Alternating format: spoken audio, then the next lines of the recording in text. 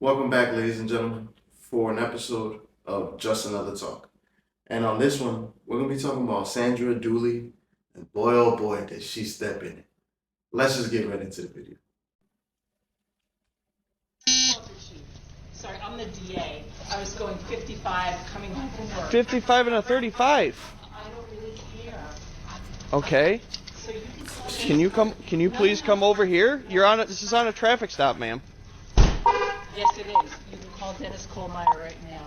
Okay, I'm telling you why I stopped you. You didn't stop at all. Did you not hear my lights or sirens or anything? No, I didn't actually. I was on the phone. Okay, well, you're not supposed to be on the phone while you're driving either. Yes, I am with the hands-free. Absolutely. Okay. Why are you so upset at me? I'm doing my job. You just admitted to me that you were going 55 and a 35 on Phillips Road. To leave me alone. It's Officer Christopher.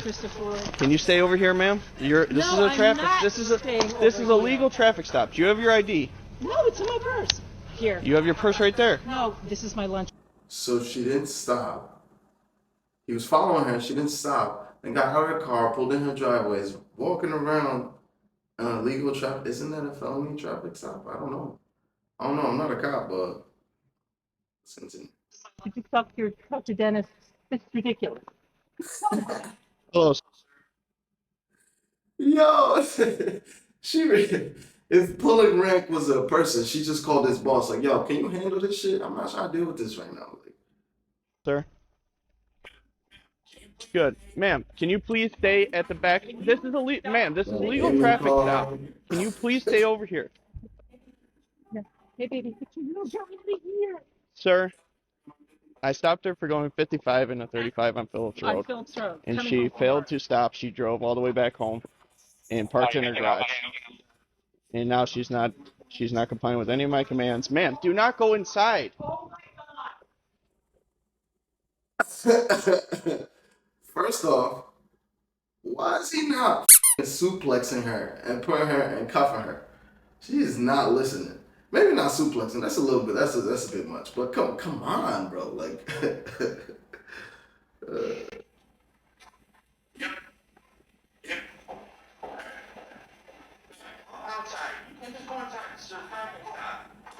Phone back. I understand the law better than you. 953. Can you have a supervisor come to the scene? No. Get out of my fucking house. I don't know why you're this towards me. Because Can you please go to the back of the vehicle? I'm not going to. I'm home. Okay, 55. I don't care if you got home. You were supposed to stop at Phillips Road when I pulled you over. When my lights were I initiated. didn't know you were stopping me. There was lots of other people on the road. I was right behind you. Yeah? There were other people on the road too. Okay, I was directly behind I'm you. not dealing with you right Can now. you please step over here? I'm not going to. What is the reason you're so against what I'm doing? I'm doing my job. You say you're a DA? I am the DA. Okay. Okay, let me get you my badge. Judge. I am the DA. oh, the DA. Whoops. It's just interesting how, like, first thing that comes to mind when anything happens, especially with police, it doesn't matter what you look like, but when anything happens, especially if the cop gets aggressive or you get hurt or whatever the case might be, first thing that people say is, well, you should have listened to his orders. Well, you should have listened. Well, you should have just complied. If you just complied, nothing would have happened.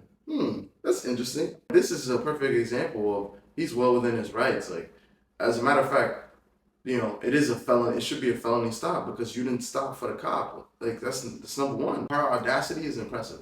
But it speaks to her being the DA, It's like, okay, well, I'm the DA. I should, I guess is her train of thought is I should be able to, I'm good. I can handle this. Like, let me go. You see my SUV, you run my plate. I should be good. At least that's what I'm assuming she's thinking. Let's see. Let's keep watching. Just don't understand the hostility towards me. I'm doing my job. No, you're being an asshole. How am I being an asshole? I am the DA of Monroe County. I understand Yes, that, but I'm that doesn't coming give home you from work, a right and to I go was the- 55 and a 35. And you even admitted to me that you went 50. I understand that, ma'am. I don't really I care. understand that. You know what? If you give me a traffic ticket, that's fine. Oh, she pulled I'm her the badge one- out like, bro, here you go. Get out my face now. Give me my ticket and let me go handle my shit. Fine. I'm the one who prosecutes it, okay? Just go ahead and do it. Go ahead. Go ahead. I just don't understand the hostility. I understand No, you're I coming home from understand why work. you're making- And half the time I was on the phone with Dennis telling him, why are you pulling me over? You're not even supposed to be on the phone to begin with. Yeah, that's a lie. You said you didn't see him at first. Now you're saying, well, you saw him, but you was on the phone calling his boss, telling him why am I being pulled over. Like, I don't think that's how that works. She is all over the place. You should know that. On hands-free? Absolutely. Okay. You should know the law. Okay, if it is hands-free, that's great. But at the end of the day, you were going 55 and a 35. That's 20 Okay. miles over the speed limit. Okay, you know what? That's fine. You know what I've been dealing with all day? 3 murders in the city. And do you think I really care if I was going 20 miles over the speed limit? Okay, I'm just doing my I would job. get in front of If you pulled over when you saw my lights, which obviously you did. I thought you were going somewhere else because I thought no one would ever pull a black SUV if you ran my plates. I didn't run your plate. I just called your plate out. And then I'm following you because you're not stopping. So I had to take the air from dispatch. Just please. 953. You can have the air back, by the way. That's crazy. She's like, oh, you see a black SUV, you should let me, like, what? So, all black SUVs? Like, I'm about to go get me a black SUV. If this is the case, like, what? What are we doing? This is crazy.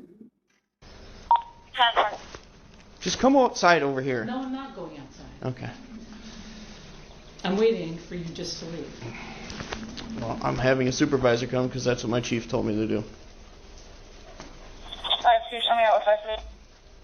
And you know what's probably the craziest part of this situation? If she really would have stopped, he probably just been like, oh shit, my bad, and let you go, and you would have been on your way. But now, like, because you're calling the chief, if the chief is smart, he's about to wash his hands and just like, yo, I don't know, do whatever you think is best. Some time elapsed and they were waiting around, just basically just saying the same shit. He was still trying to explain to her, the police officer was still trying to explain to her why he's trying to get her to cooperate. And so now the lieutenant arrives on site, and I think this part is really, really capturing of what it looks like to be a part of the system versus, you know, any other interaction that you see that is of a normal day civilian who's not a part of the system, you know, who wouldn't be treated like this.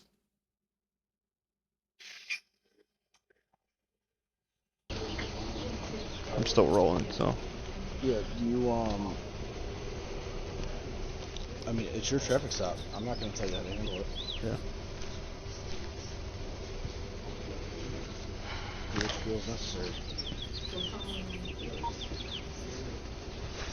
That was a conversation before the officer who initiated the traffic stop speaks with the lieutenant, who the lieutenant right now is talking to Sandra. And so this is funny because there's other cops on the scene as well. And immediately he's like, hey, I'm still rolling. Like, so obviously they're already treating this with kid gloves. Like, what are we gonna do? And immediately old boy's like, I don't know, man. Like, do whatever you think is right. Like, bro, if I know I'm finna get in trouble, the way that I'm gonna know that I'm gonna get in trouble is if you utter that statement, hey man, do whatever you think is right. Like, he's about to get fucking fired. You, I mean, it's your traffic stop. I'm not going to tell you how to handle it. Yeah. Which feels necessary.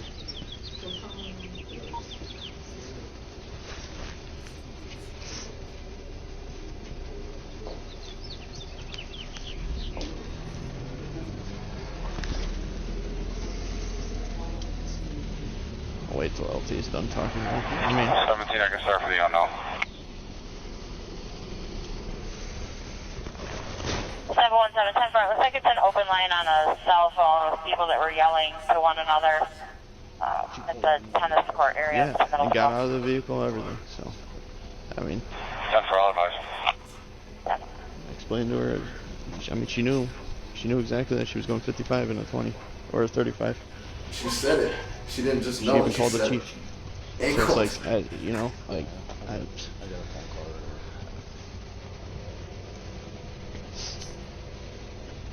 right now. I don't care just writing her the speeding ticket and being done with it, but technically it's a arrestable offense if she didn't stop.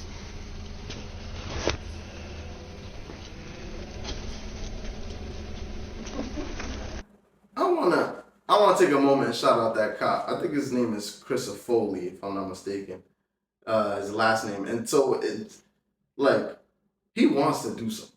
And I'm willing to bet that if he had, or if he didn't think that much was gonna come of it, he'd arrest her ass. Because he wants to. You could tell. He's like, nah, I'm not letting this shit go. She did something. Let me be like, come on. What I want to do my job. And I could understand his hesitation, and really anybody's hesitation, just like in your everyday life. Like, are you gonna put your job in jeopardy, how you feed your family, how you make money, to just, go just do, I guess, essentially what the right thing is. And it sounds shitty to say it like that, to really voice it like that, but at the end of the day, like, everybody's just in it for self-preservation.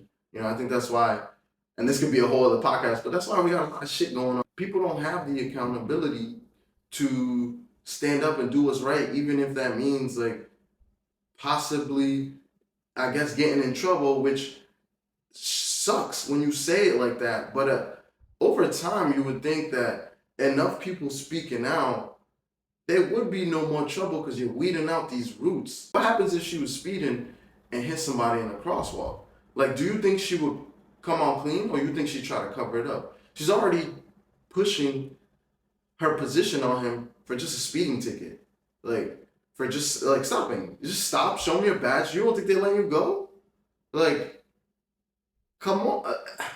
Where else has she done this? Because she's been DA since, I think it was like 2011 was the article that I was reading from the Democrat and Chronicle or something like that. It was the newspaper for their local media over there in Monroe. And she's been district attorney since 2011. So you're telling me that she's never used her position to get away with something? If you're willing to use her position to get away with something at this point, like, you're the DA. Oh, I'm not going to charge myself. Exactly. So why flaunt it? Why talk like that? Why not just be like, all right, yeah, I'm sorry, I was doing that, my bad. All right, yeah, give me my ticket. And then take care of that shit quietly. You know why? Because eventually, I think power gets to your head, and then you start doing things where you don't care. And this is what you have. Somebody who has the audacity to not only be wrong, but also incriminate herself. And then on top of that, use her position to try to get away from the situation, when her position directly impacts motherfuckers who do this shit every day. Like, this is priceless.